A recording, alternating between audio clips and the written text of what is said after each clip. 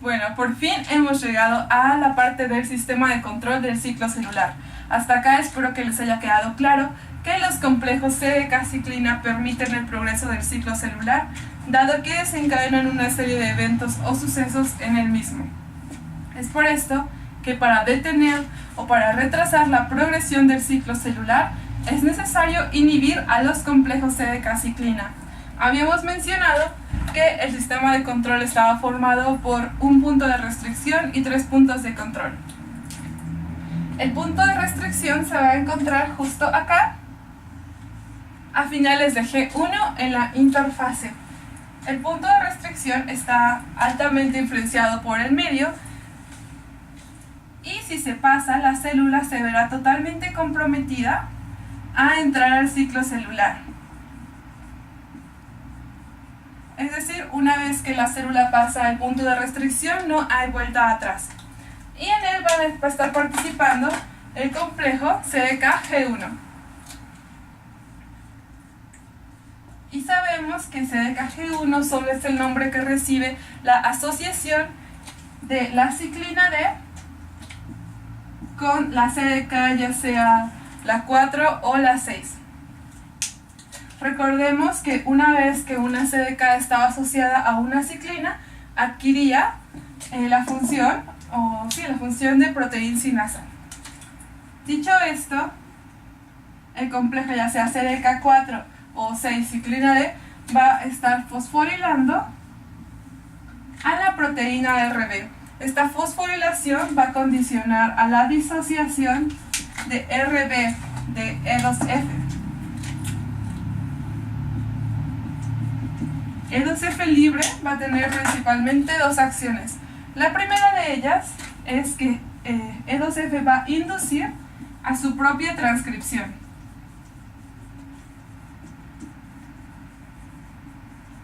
Y la segunda de ellas, bueno, es que va a inducir la síntesis de ciclina E y de ciclina A.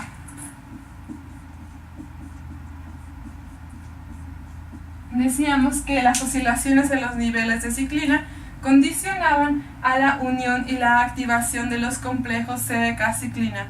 Entonces, al tener una mayor cantidad de ciclinas, tendremos una mayor cantidad de complejos CDK activos. Por lo tanto, tendremos una mayor cantidad de proteínas RB fosforiladas, mayor disociación y mayor cantidad de E2F. A modo de recordatorio, decíamos que la ciclina S iba a estar asociando con la CDK2 e iba a estar formando al complejo CDKG1S, y la ciclina A se iba a estar asociando tanto a la CDK1 y a la 2 e iba a formar a la CDKS. Recordemos que la CDKS tenía una función particularmente importante en el inicio de la síntesis de DNA, y junto con CDKG1S iba a estar evitando la doble replicación del DNA. Entonces, completando la tablita de acá, decíamos que el punto de restricción se encuentra ubicado en G1.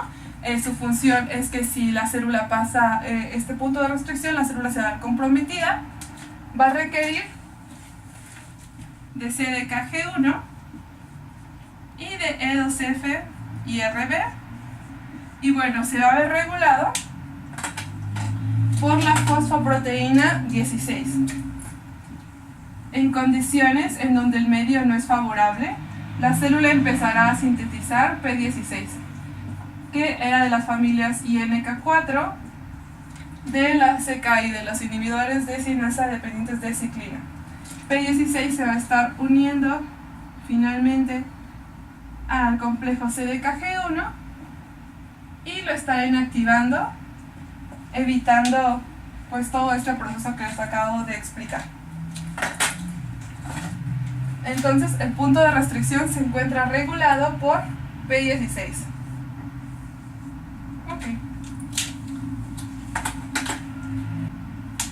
Ahora, si hablamos del primer punto de control, bueno, su ubicación es justo después del punto de restricción, aún en G1 en interfase.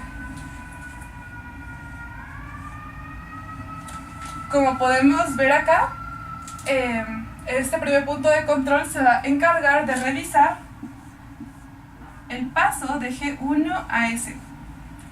Y principalmente ejerce tres funciones. La primera de ellas es revisar que el material genético o el DNA se encuentre intacto, es decir, que no exista ninguna lesión.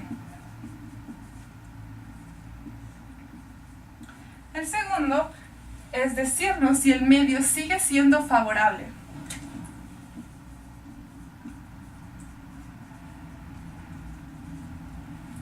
Y por último, que la célula haya crecido lo suficiente como para pasar a la fase S. Este punto va a estar regulado por la fosfoproteína P21 y P53, que pertenecían a la familia de las CIP de las CKI. Ahora, en condiciones normales, la fosfoproteína P53 se encuentra unida a MDM2, que lo marca para su degradación, es decir, lo marca para su eliminación. Sin embargo, cuando hay una lesión en el material genético, MDM2 se separa o se disocia de P53. Esto pues condiciona el aumento de P53 libre, porque no está esta proteína que la va a estar marcando para su degradación. Una alza en los niveles de P53 va a estar llevando finalmente a la síntesis de la fosfoproteína P21. P21 de igual forma estará inhibiendo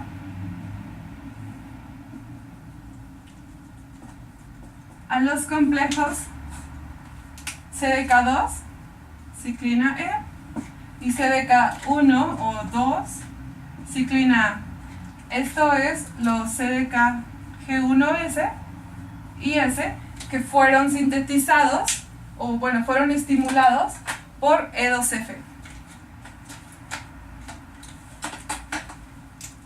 Entonces decíamos que el primer punto de control se encuentra en G1, tiene tres funciones, básicamente revisar la integridad del DNA, del medio y el crecimiento. Va a mediar el paso de G1 a S, va a estar regulado por P21 y P53, de la forma que les expliqué, y entonces va a requerir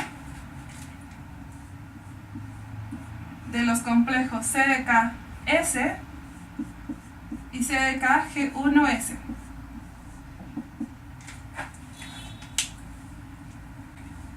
Ya el segundo punto de control se va a estar ubicando acá en G2. Y su función es revisar si el DNA que se duplicó en la fase S de la interfase no tiene errores.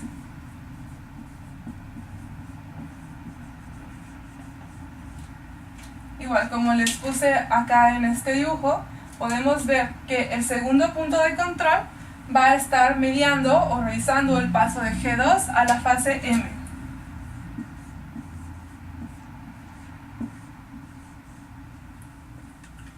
De igual forma va a estar siendo regulado por P21 y P53, como lo he descrito acá. Ante una lesión de DNA, los niveles de P53 estarán aumentando. Esto llevará a la síntesis de P21, que finalmente estará inhibiendo, es lo único diferente, a CDK-M.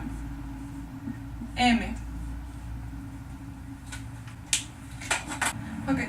Por último tenemos al tercer punto de control. El tercer punto de control se va a ubicar acá, en la fase M. Y su función es encargarse de que los cromosomas se encuentren unidos al uso mitótico.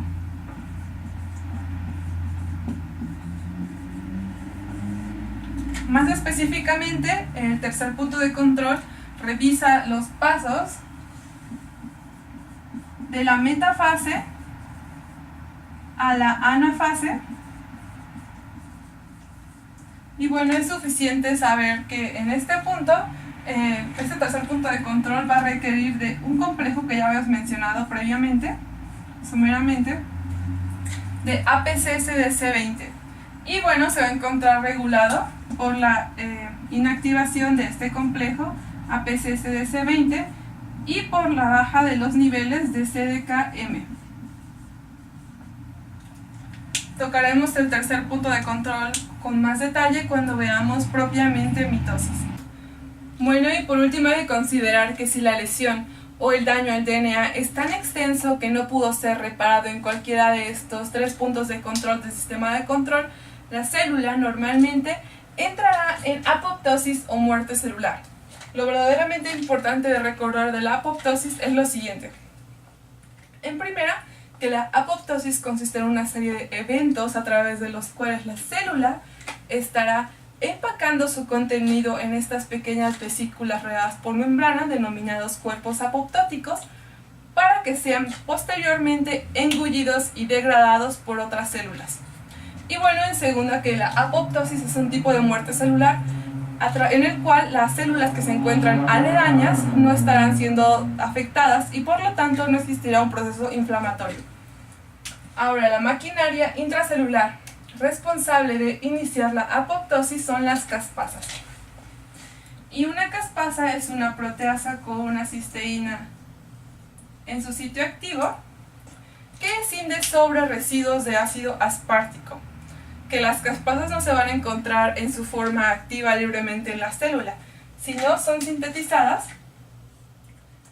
en su forma de precursor inactivo denominado procaspasa.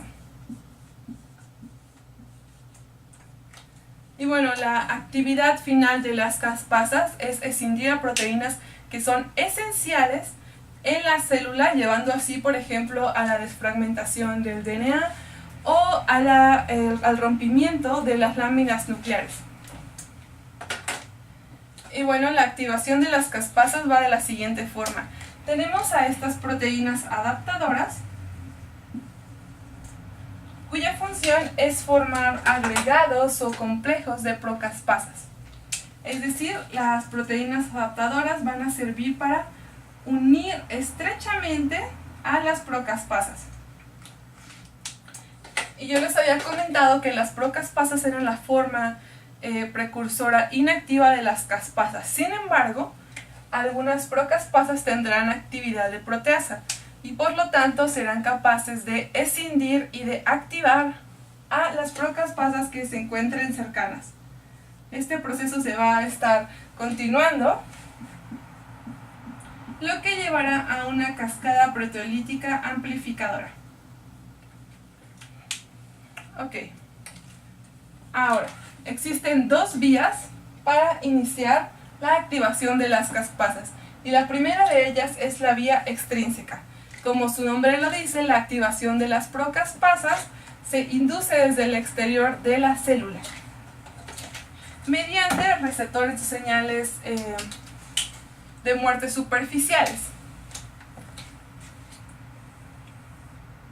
En este caso tenemos a una célula que va a estar expresando al receptor FAS. Y a otra célula, o puede ser la misma que esté, expresando el ligando FAS.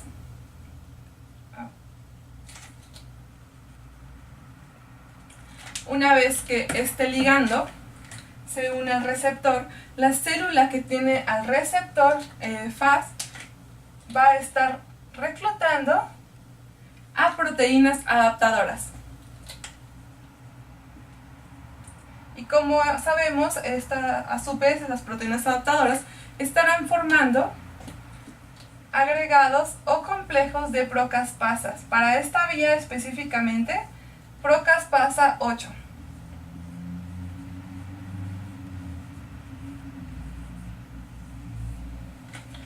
Lo que finalmente llevará a la formación de cuerpos apoptóticos.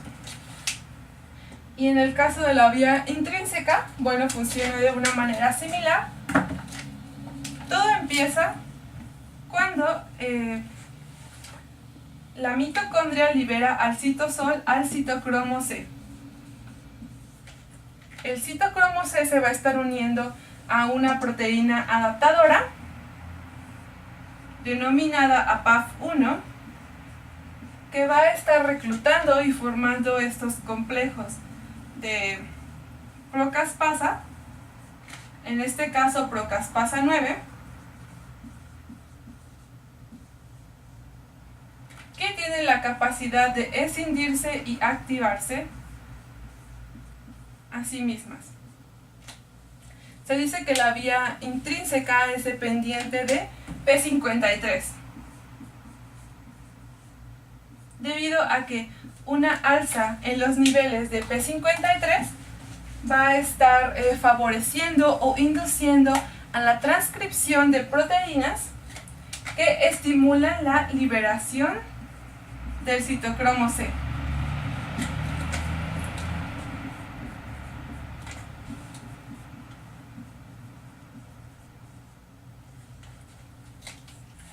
Bueno, y hasta acá hemos hablado del control intracelular del ciclo celular, dado por el sistema de control formado por un punto de restricción y 3 puntos de control. Además, hemos hablado sobre la importancia de los inhibidores de las cinasas dependientes de ciclinas. Sin embargo, es tiempo de pasar al control extracelular del ciclo celular, dado principalmente por los mitógenos y por la telomerasa. La proliferación celular depende de señales extracelulares en forma de mitógenos. Los mitógenos van a estar actuando superando los mecanismos de frenado que bloquean la progresión del ciclo celular. Ahora es importante saber o mencionar que los mitógenos no solo pueden desempeñar funciones en la proliferación celular, sino también pueden estar actuando como factores de crecimiento, factores de supervivencia, de diferenciación y de migración. Ahora, la señalización mitogénica va de la siguiente forma. Tenemos aquí nuestra superficie celular y un receptor mitogénico X. Cuando un mitógeno se une a su receptor, esto desencadenará la activación de una GTPasa, denominada RAS. RAS, a su vez, va a estar activando a una cascada de sinasas MAP,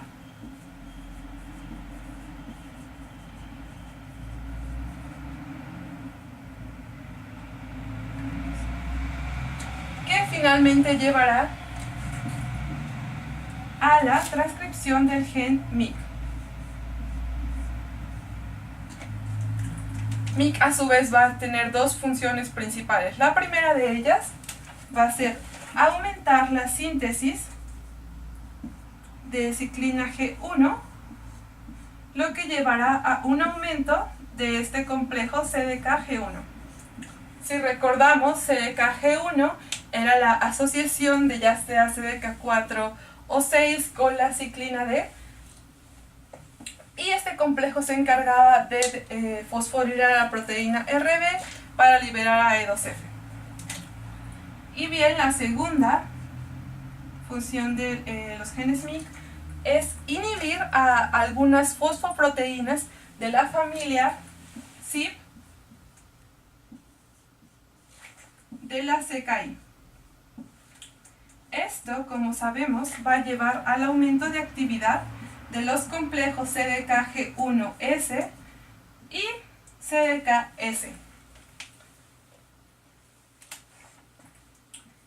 A su vez, el aumento de la actividad de estos tres complejos, G1, G1S y S, estará llevando a una mayor fosforilación de la proteína RB y por lo tanto una mayor liberación de E2F.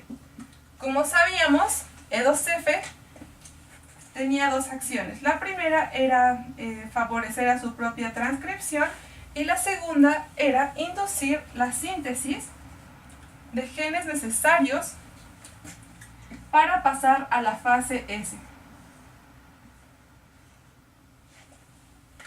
Ahora, acá yo me estaría preguntando, bueno, ¿Y qué pasará si hay una sobreestimulación mitogénica? ¿Tendría una proliferación indefinida o indeterminada? Bueno, la verdad es que esto no sucede. Una célula normal es capaz de detectar los estímulos mitogénicos anómalos y bueno, va a estar respondiendo, impidiendo que la célula sufra mayor número de divisiones. Una estimulación mitogénica anómala va a producir a P19. P19 va a estar inhibiendo a MDM2